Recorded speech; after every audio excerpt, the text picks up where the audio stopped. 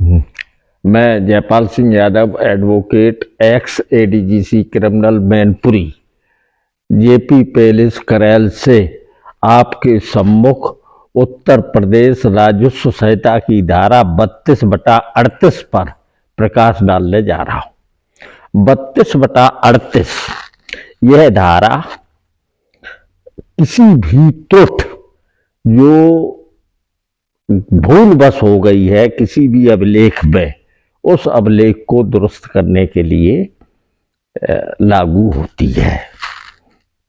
32/38 का और थोड़ा सा विश्लेषण कर दूं, इसमें मतलब ये है कि किसी आदमी का मिसाल के तौर पर खतौनी जो वर्तमान में है उसमें नाम विजय सिंह है या विजयपाल है, और अगली खतौनी जो बनती है उसमें विजय सिंह की जगह जयचंद हो जाए या विजयपाल की जगह विजय सिंह हो जाए, तो ऐसी मामूली त्रुटि या कोई नाम खाते में है और अगली खतौनी बनाते वक्त वो नाम ही छूट जाए, तो ऐसी गलतियों का सुधार धारा 32/38 में ये होता है।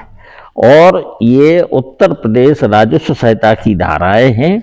उत्तर प्रदेश राजस्व संहिता की धारा 32/38 के संशोधन प्रार्थना पत्र में पिछली खतौनी जिसमें नाम सही था और जिस खतौनी में नाम छूट गया उस खतौनी की प्रति लगा के एक प्रार्थना पत्र या ये कहिए एक दावा दायर होता है, जो श्रीमान तहसीलदार महोदय के यहाँ दायर होता है।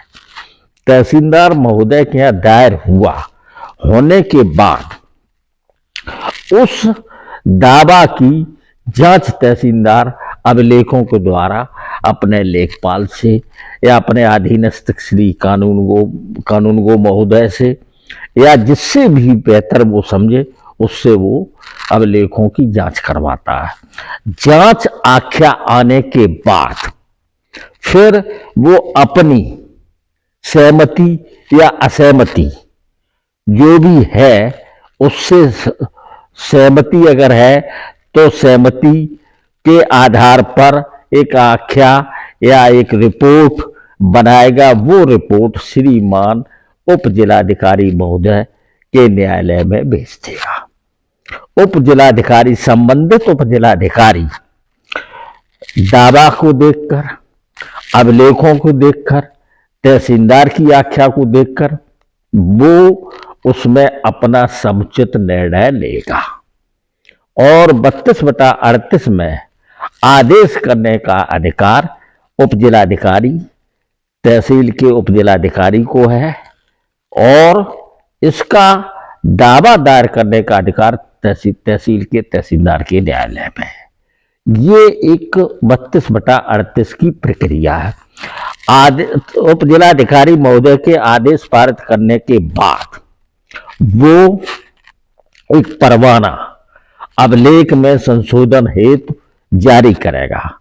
जो परवाना तहसीलदार के पास जाएगा, तहसीलदार उस परवाने को अपने रजिस्टर R6 में दर्ज करेगा।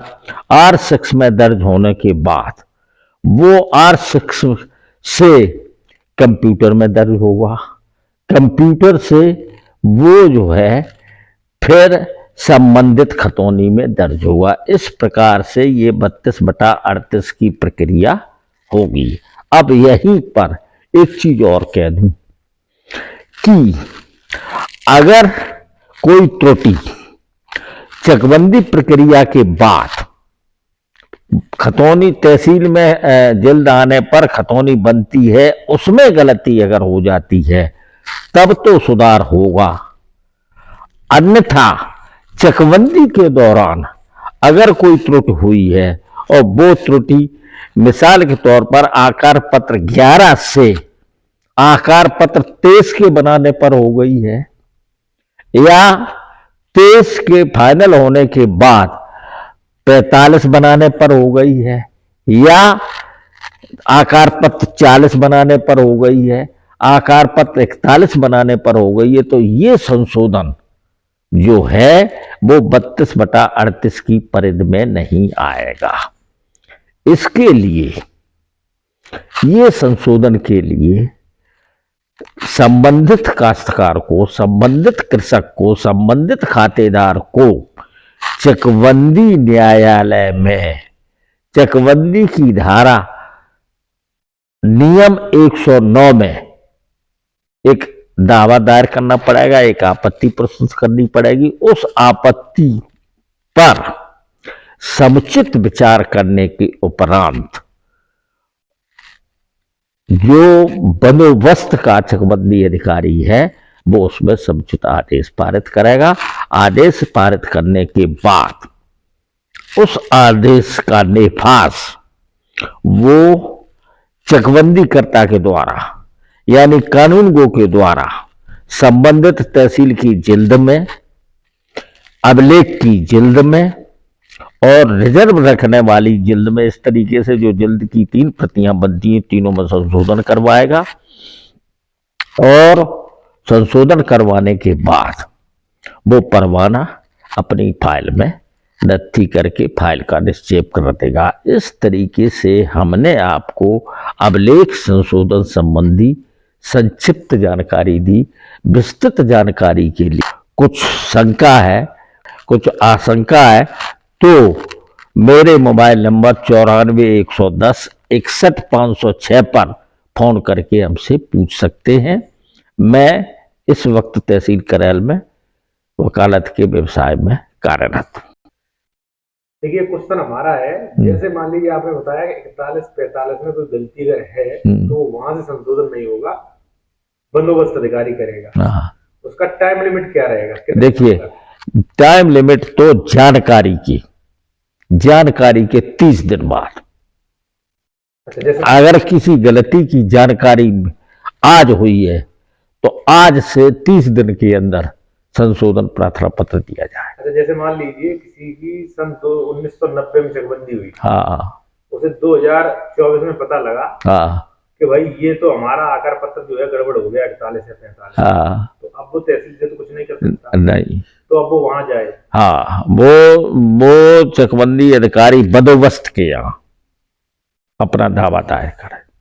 अच्छा। और 30 दिन के अंदर करे। और अगर मान लीजिए कोई नक्शा संबंधी कोई मिस्टेक है, तो नक्शा संबंधी अगर कोई मिस्टेक है तो उसके लिए चकबंदी में तो एक ही संशोधन की धारा है, लेकिन उत्तर प्रदेश राजस्व संहिता में धारा 30 है। धारा 30 में नक्शा संशोधन होता है। नक्शा संशोधन डीएम करेगा कि बंदोबस्त अधिकारी? नहीं, नक्शा संशोधन जो है वो अगर त्रुटि चकबंदी के ट्रेस करने पर हुई है या कोई क्लर्किकल मिस्टेक चकबंदी कर्मचारियों की हुई है, चकबंदी के दौरान हुई है, तो वो संशोधन चकबंदी अधिकारी करेगा। और अगर नक्शे की आकार कम बना है या ज्यादा बना है या पड़ोसी का कम बना दिया और पड़ोसी का ज्यादा बना दिया, ऐसी संबंधी त्रुटियों की सुनवाई जिलाधिकारी करे। जैसे मान लीजिए कम ज्यादा मतलब कम ज्यादा से मतलब ये है कि किसी गाटा की मिसाल के तौर पर उसकी जो है रकबा, उसका रकबा मिसाल के तौर पर 202 हेक्टेयर है, परंतु आकृत उसकी 100 हेक्टेयर की बना दी गई है, तो ऐसा संशोधन जिलाधिकारी के न्यायालय में होगा। और चेक काटते वक्त नक्शे से जो संशोधित नक्शा बनता है, उस नक्शे में अगर चेक काटने के अनुसार संशोधन नहीं हुआ है तो ऐसी त्रुटि का संशोधन चकबंदी न्यायालय में होगा। और ये संशोधन विभिन्न स्टेजों पर होगा। मिसाल के तौर पर अगर चकबंदी अधिकारी ने वो नक्शा तैयार करवाया है फाइनल, तो वो संशोधन चकबंदी अधिकारी के यहां दायर होगा। और अगर किसी चक आपत्ति के द्वारा बंदोबस्त अधिकारी के द्वारा वो चक में संशोधन किया जाता है और संशोधन के अनुसार फाइनल नक्शे में आकृति नहीं बनाई जाती है, तो ऐसा संशोधन बंदोबस्त अधिकारी करेगा।